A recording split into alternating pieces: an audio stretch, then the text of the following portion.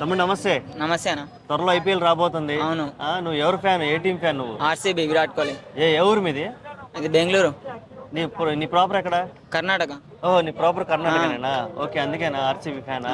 Right. మరి ఏంది RCB fan అన్నావు, బెంగళూరు అన్నావు, మరి ఇప్పటివరకు చూసుకుంటే ఒక్కసారి కూడా కప్పు కొట్టలేదు. అందరూ టీ కప్పులు ఇస్తున్నారు, ట్రోల్ చేస్తున్నారు.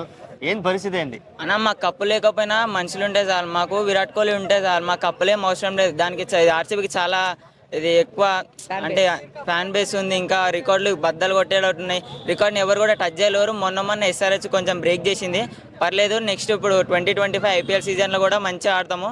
ఇంకా మా స్క్వాడ్ కూడా చాలా బాగుంది. పిల్టెన్ సాల్ట్ ఉన్నాడు, విరాట్ కోహ్లీ ఓపెన్ దిగితే ఇంకా మొత్తం రచ్చ ఉంటుంది. ఇంకా పట్టిదాన్ని క్యాప్టెన్ చేసినందుకు చాలా థ్యాంక్స్.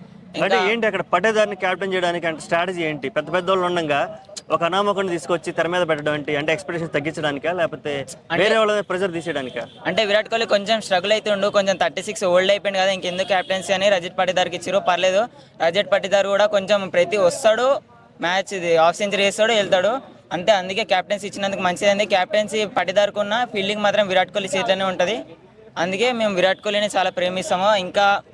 ఇంకా రికార్డ్స్ తర్వాత ఇంకా కొత్త రికార్డ్స్ మాకు వస్తుంటాయి.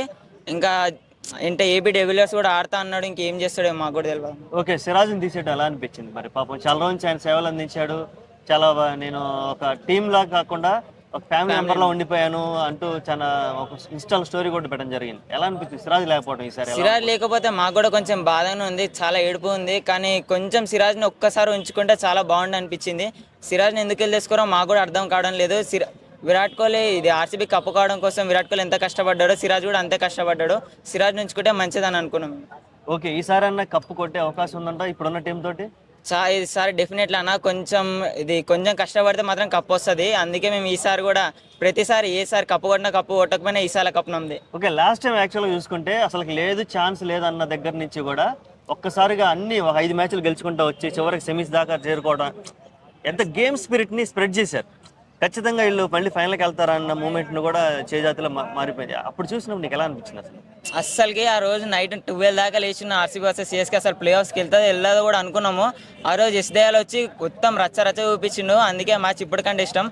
విరాట్ కోహ్లీ చెప్పిండు అప్పుడే 1% ఈజ్ ఎనఫ్ టు మేక్ 100% అని.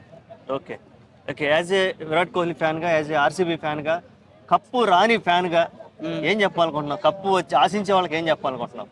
మీరు ఎక్స్పెక్టేషన్స్ పెట్టుకొని 2025లో పక్కా కప్ వస్తుంది. అప్పుడు మేము అందరం కలిసి అంటాం ఈసారి కప్ నమ్దల్లా ఈసారి కప్ నమ్దు అని.